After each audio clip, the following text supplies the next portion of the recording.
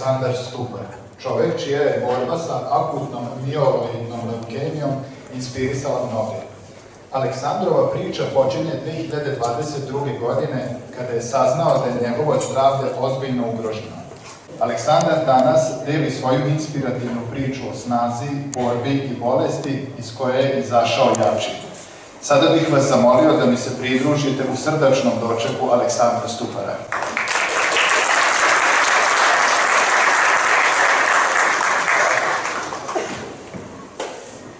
Dobar dan svima. Ja sam Stupar Aleksandar, dolazim iz Novog Sada. Ja sam neko ko je ne samo jednom, već 2 puta pobedio leukemiju. Ajde da pa tačno počnemo od tih prvih nekih simptoma na koje naravno ljudi ne obraćaju pažnju, kao što nisam ni ja.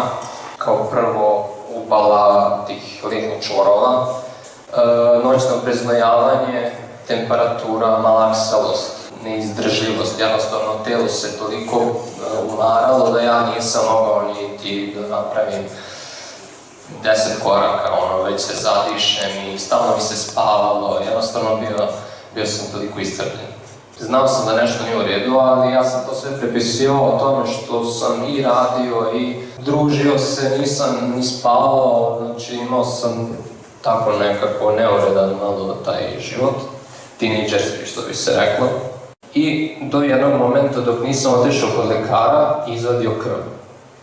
Kada sam izvadio krv, krvna slika je pokazala da su moji leukociti toliko bili povišeni da to nije bilo normalno.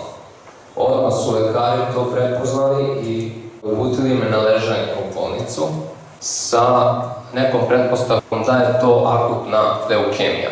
Ja sam tog dana otišao u bolnicu na hematologiju u Novom Sadu. To je bio 9. decembar 2022. godine. Od tada moja borba počinje. Meni je iz dana u dan bilo sve gore i gore. Lekari su meni radili biopsiju koštane srži da bi se utvrdilo tačna moja dijagnoza. To je bila akutna mieloidna leukemija. Ja sam u bolnicu primljen sa 65% zagađenosti krvi, tačnije kancerogenih ćelija u mom organizmu. I lekari su predložili da se što pre počne sa hemoterapijom. Na svu sreću, hemoterapija koju sam dobio, dobro sam odreagovao na tu terapiju. Sa 65% kancerogenih ćelija u mom organizmu, ja sam spao ispod 5%. To su lekari okarakterisali kao dobar odgovor mog tela na terapiju. Bio sam spreman za dalje lečenje, za dalje proces lečenja. Tu počinjem sa konsolidacijama. Išao sam na 3-4 konsolidacije posle te prve terapije.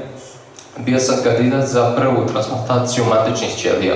Ja sam te matične ćelije na kraju dobio 2023. godine od nekog Čeha. Transplantacija kao transplantacija dobro je prošla, ja sam to jako dobro podneo. U sve te teške trenutke koje sam prolazio tamo u bolnici i sam u tom sterilnom bloku, morate biti skroz onako pod staklenim zvonom, zato što vam je imunni sistem toliko narušen da ne smete nigde da izađete, ne smete da se razbolite, da se udarite, da se ogrebete. Nakon 3 meseca od transplantacije, meni se bolest vraća. Nisam znao zašto, nisam znao kako, šta, gde sam pogrešio, šta nisam dobro uradio i morali smo ponovo da prolazimo kroz isto, ponovo novi proces tih hemoterapija sam morao da prođem da bi došao do druge transplantacije matičnih ćelija. U tom periodu moji roditelji su putem interneta došli do Nemetovih proizvoda, zeleni sokovi spelte. I predložili su mi uz njegovo odobrenje da ja počnem s time da koristim. Jer ja sam u tom periodu jako bio u teškoj situaciji u smislu da sam došao u bolnicu sa 90 kg, a u roku od tih mesec dana koliko sam tamo ležao, spao sam na 69 kg.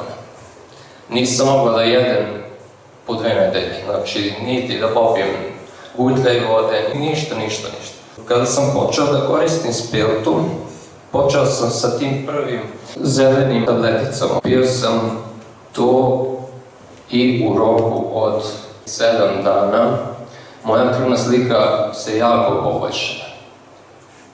Počeo sam da jedem normalno. Samim tim što sam počeo da unosim hranu u svoj organizam, ja sam osjećao snagu i volju da nastavim dalje.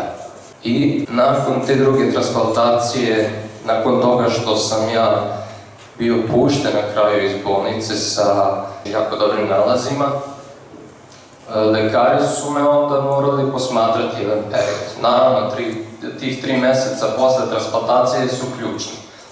Ne smete da idete napolje, ne smete da se izlažete ljudima, ne smete apsolutno ništa, morate biti na određenoj ishrani, bez glutena.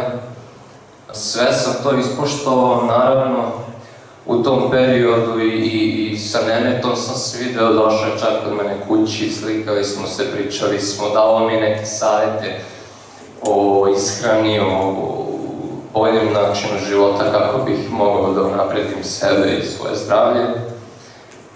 Malo po malo, evo me, stojim ovde, zdrav, čitav. Moje stanje se sada vodi kao stanje remisije.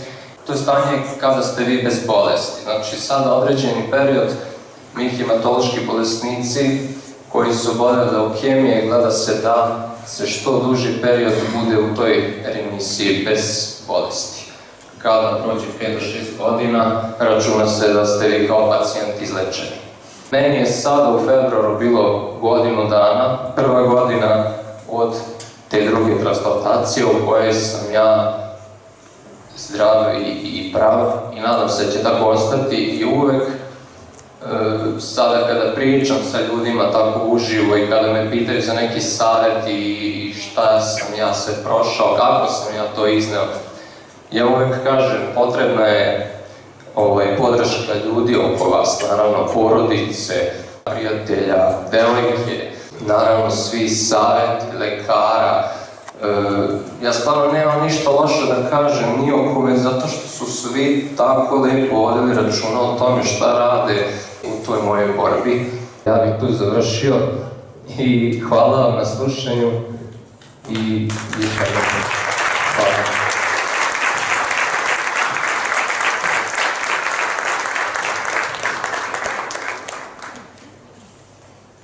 Zahvaljujem se Aleksandru što je podelio sa nama svoju nimalo laku životnu priču.